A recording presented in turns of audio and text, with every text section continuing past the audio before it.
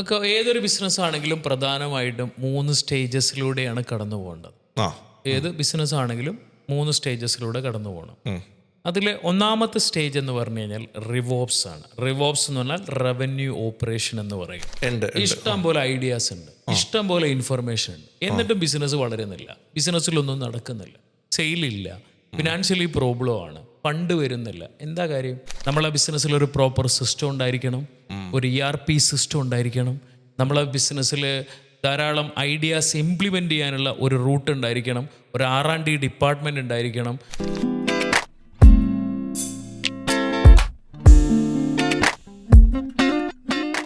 കഴിഞ്ഞൊരു പോഡ്കാസ്റ്റിൽ സയ്യിദ് ഒരു SME സെക്ടറിലെ അല്ലെങ്കിൽ സ്മോൾ ആൻഡ് മീഡിയം സെക്ടറിലെ ആളുകൾ എങ്ങനെ വിസിബിൾ ആകണം, അവർക്ക് എങ്ങനെ കുറച്ചുകൂടെ വിസിബിലിറ്റി ക്രിയേറ്റ് ചെയ്യണമെന്നതിനെ കുറിച്ച് പറയാം. അപ്പം നമുക്ക് ഇന്നത്തെ ഒരു കേസിലൊരു ബിസിനസ് പോകേണ്ട ഒരു സ്റ്റെപ്പുകളുണ്ടല്ലോ.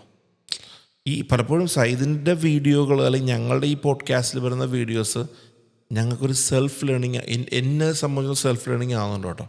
കാരണം ഇത് നമ്മളുടെ ബിസിനസ്സിൽ അത് ഭയങ്കര ഒരു വളർച്ചയ്ക്ക് ഭാഗമാകുന്നുണ്ട്. തീർച്ചയായും. സോ ഏതൊക്കെ സ്റ്റേജിലൂടെയാണ് അത് പോകേണ്ടത് സയ്യിദ്? ഒക്കെ ഏതൊരു ബിസിനസ് ആണെങ്കിലും പ്രധാനമായിട്ടും 3 സ്റ്റേജസിലൂടെയാണ് കടന്നു പോകേണ്ടത്. ഏത് ബിസിനസ് ആണെങ്കിലും 3 സ്റ്റേജസിലൂടെ കടന്നു പോകണം. അതിൽ ഒന്നാമത്തെ സ്റ്റേജ് എന്ന് പറഞ്ഞു കഴിഞ്ഞാൽ റിവോപ്സ് ആണ്. റിവോപ്സ് എന്ന് പറഞ്ഞാൽ റവന്യൂ ഓപ്പറേഷൻ എന്ന് പറയും. ദാറ്റ് മീൻസ് ഓപ്പറേഷൻസിലൂടെ റവന്യൂ ഉണ്ടാക്കുക എന്നുള്ളതായിരിക്കണം ആദ്യത്തെ സ്റ്റേജ്. ഓപ്പറേഷൻസിലൂടെ റവന്യൂ ഉണ്ടാക്കുക എന്ന് പറഞ്ഞു കഴിഞ്ഞാൽ നമ്മളെ കോർ ആക്ടിവിറ്റീസ് എന്താണോ, ഇപ്പോൾ ഒരാൾ ഇലക്ട്രിക്കൽ ബിസിനസ്സാണ്, ഇലക്ട്രോണിക് ബിസിനസ്സാണ്, ഫർണിച്ചർ ബിസിനസ്സാണ്, മാനുഫാക്ചറിങ് കമ്പനിയാണ്, അല്ലെങ്കിൽ ഓട്ടോമൊബൈൽ സ്പെയർ പാർട്സ് ആണ്, എന്ത് ബിസിനസ്സും ആവട്ടെ, അതാണല്ലോ അവരുടെ കോർ ആക്ടിവിറ്റീസ്. ആ കോർ ആക്ടിവിറ്റീസിലൂടെ അവർക്ക് മാക്സിമം റവന്യൂ ഉണ്ടാക്കാൻ പറ്റണം, അതിലൂടെ മാക്സിമം സെയിൽ നടക്കണം, അതിലൂടെ മാക്സിമം പ്രോഫിറ്റ് ഉണ്ടാക്കണം, അതിലൂടെ മാക്സിമം ക്യാഷ് ഫ്ലോ ഉണ്ടാക്കണം, എന്നിട്ട് അവിടുത്തെ എക്സ്പെൻസസും മറ്റ് ലാബിലിറ്റീസും മീറ്റ് ചെയ്തിട്ട് അതിലൂടെ നല്ല പോലെ ക്യാഷ് മാറ്റി വെക്കാൻ അവർക്ക് പറ്റണം. ഇതാണ് ഇബാദ്ക റിവോപ്സ് എന്ന് പറയും, അതായത് റവന്യൂ ഓപ്പറേഷൻസ് എന്ന് പറയും. ഇപ്പൊ റവന്യൂ ഓപ്പറേഷൻസ് പ്രോപ്പറായിട്ട് നടക്കണം എന്നുണ്ടെങ്കിൽ അവിടെ ഏറ്റവും ഇമ്പോർട്ടൻ്റ് ആയിട്ടുള്ളൊരു കാര്യം പുതിയ കസ്റ്റമേഴ്സിനെ എപ്പോഴും നമുക്ക് കണ്ടെത്താൻ പറ്റണം. നമ്മളെ പ്രൊഡക്റ്റുകൾക്ക് എപ്പോഴും പുതിയ പുതിയ കസ്റ്റമേഴ്സ് വന്നുകൊണ്ടേയിരിക്കും.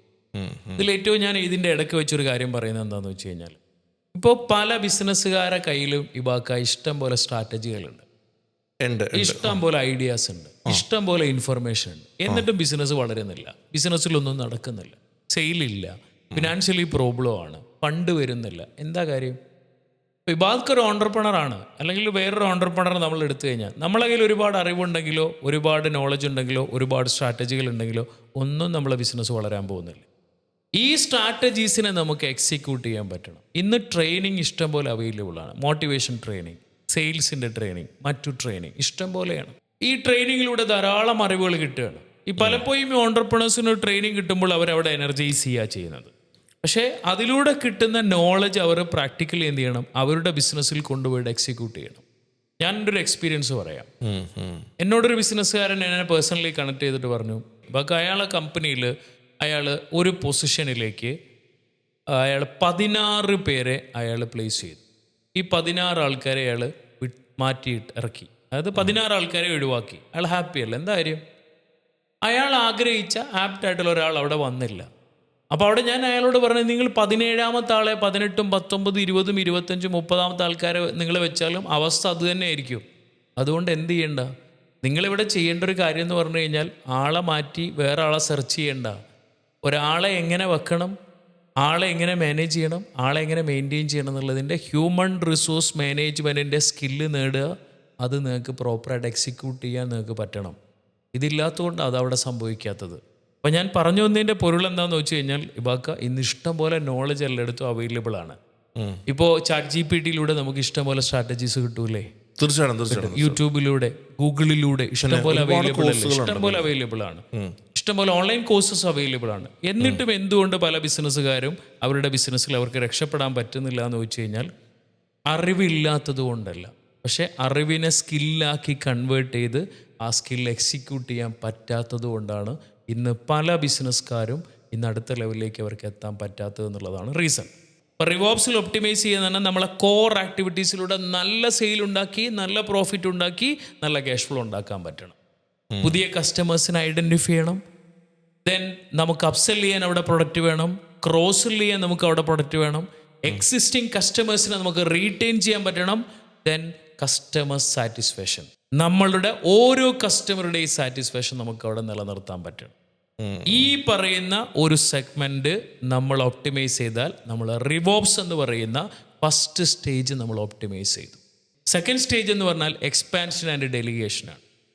നമ്മളെ ബിസിനസ്സിൽ നമ്മൾ കുറേ ബ്രാഞ്ചസ് സ്റ്റാർട്ട് ചെയ്യുക, ആവശ്യമില്ലാതെയും ഉണ്ടായിട്ടും ഒരുപാട് നല്ല വലിയ പേയ്മെൻറ്റ് കൊടുത്തുകൊണ്ട് വലിയ സ്റ്റാഫിനെ അപ്പോയിൻ്റ് ചെയ്യുക, CSUT എംപ്ലോയീസിനെ അപ്പോയിൻ്റ് ചെയ്യുക, ഇതൊക്കെ വെക്കണം, എപ്പോഴേ വെക്കാവൂ. റിവോപ്സ് എന്ന് പറയുന്ന സ്റ്റേജ് 1 ഒപ്റ്റിമൈസ് ചെയ്ത കമ്പനികൾ മാത്രമേ ബാക്കി എന്ത് ചെയ്യാൻ പാടുള്ളൂ, എക്സ്പാൻഷനിലേക്കും ഡെലിഗേഷനിലേക്കും പോകാവൂ. ഇതാണ് ചെയ്യേണ്ട മെയിൻ പ്രധാനപ്പെട്ട കാര്യം. അപ്പോൾ എക്സ്പാൻഷൻ ഡെലിഗേഷനിലേക്ക് പോകണമെന്നുണ്ടെങ്കിൽ റിവോപ്സിൽ ഒപ്റ്റിമൈസ് ചെയ്യണം. റിവോപ്സ് പറഞ്ഞാൽ കോർ ആക്ടിവിറ്റീസിലൂടെ നല്ല സെയിൽ കൂട്ടണം, നല്ല പോലെ പ്രോഫിറ്റ് ഉണ്ടാക്കണം, നല്ല ക്യാഷ് ഫ്ലോ ഉണ്ടാക്കണം.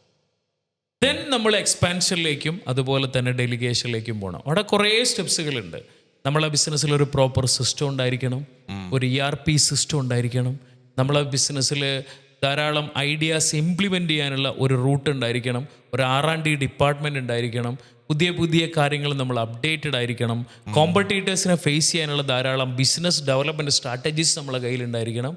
ഇതെല്ലാം നമ്മൾക്ക് ചെയ്യുമ്പോൾ മാത്രമാണ് എക്സ്പാൻഷൻ ഡെലിഗേഷൻ നമുക്ക് നന്നായിട്ട് ചെയ്യാൻ പറ്റുള്ളൂ. ഹൈ ടോപ്പ് ആയിട്ടുള്ള ടാലൻറ്റഡ് ആയിട്ടുള്ള സ്കിൽഡ് ആയിട്ടുള്ള ആൾക്കാർ നമ്മളെ കൂടെ വർക്ക് ചെയ്യണം, എങ്കിലേ ഡെലിഗേഷൻ പ്രോപ്പറായിട്ട് ചെയ്യാൻ പറ്റുള്ളൂ. It is second stage. അതാണ് ഇപ്പോൾ രണ്ടാമത്തെ സ്റ്റേജ്. ദെൻ മൂന്നാമത്തെ സ്റ്റേജ് ഓട്ടോ പൈലറ്റ് ഓർഗനൈസേഷനാണ്. ഓട്ടോ പൈലറ്റ് ഓർഗനൈസേഷൻ എന്ന് പറഞ്ഞു കഴിഞ്ഞാൽ നമ്മൾ പോലും ഇല്ലാതെ നമ്മളെ ബിസിനസ് റൺ ആവണം. നമ്മളില്ലെങ്കിലും നമ്മളെ ബിസിനസ് റൺ ആവണം. ഏത് ബിസിനസ് ആണെങ്കിലും നമ്മളില്ലെങ്കിലും നമ്മളെ ബിസിനസ് റൺ ആകുന്നുണ്ടെങ്കിൽ ഓട്ടോമാറ്റിക്കായിട്ട് നമ്മളെ ബിസിനസ് എന്തായി, ഒരു ഓട്ടോ പൈലറ്റ് ഓർഗനൈസേഷനായി. ശരിക്കും ഇതിനെക്കുറിച്ച് എല്ലാ ഓണ്ടർപ്രണേഴ്സും വളരെ ഇൻഡെപ്ത് ആയിട്ട് സ്റ്റഡി ചെയ്യണം. റിവോപ്സിൽ എങ്ങനെ എക്സ്പേർട്ട് ആവാം, റിവോപ്സ് എങ്ങനെ ഒപ്റ്റിമൈസ് ചെയ്യാം, ഡെലിഗേഷനും എക്സ്പാൻഷനും എങ്ങനെ പ്രോപ്പറായിട്ട് ചെയ്യാം, അതെങ്ങനെ പ്രോപ്പറായിട്ട് എക്സിക്യൂട്ട് ചെയ്യാം, ദെൻ എങ്ങനെ നമ്മളെ ബിസിനസ് ഓട്ടോ പൈലറ്റ് ഓർഗനൈസേഷനിലേക്ക് കൊണ്ടെത്തിക്കാം. ഈ പറയുന്ന 3 കാര്യങ്ങൾ ഒരു ഓണ്ടർപ്രണർ നല്ല പോലെ പഠിച്ചാൽ അയാൾക്ക് ഈ ഒരു റൂട്ടിലേക്ക് എത്തിക്കാൻ പറ്റിയാൽ അയാളൊരു വെൽത്തി ആയിട്ടുള്ളൊരു കമ്പനി ക്രിയേറ്റ് ചെയ്യാനും ഓട്ടോമാറ്റിക്കായിട്ട് അയാൾക്കൊരു വെൽത്തി ആയിട്ടുള്ളൊരു പേഴ്സണായിട്ട് മാറാനും ഒരു സക്സസ്ഫുൾ ആയിട്ടുള്ള ഒരു ബിസിനസ് മാൻ ആയിട്ട് അയാളുടെ ലൈഫിൽ അയാൾക്ക് എത്താനും പറ്റുമെന്നുള്ളത്. പറ്റും. അപ്പോൾ okay, thank you so much. അടുത്ത എപ്പിസോഡ് നമുക്ക് വീണ്ടും ഇരിക്കാം. Thank you. എന്തായാലും സൈദുമായിട്ടുള്ള പോഡ്കാസ്റ്റ് നമ്മൾ വളരെ ഗംഭീരമായിട്ട് മുന്നോട്ട് പോകുന്നുണ്ട്. സൈദിൻ്റെ കോൺടാക്ട് ഡീറ്റെയിൽസ് എല്ലാം ഞാൻ വാട്സപ്പിൽ ഡീറ്റെയിൽസ് എല്ലാം ഡിസ്ക്രിപ്ഷൻ ബോക്സിൽ കൊടുക്കും കേട്ടോ. വീണ്ടും ഇരിക്കാം. Thank you.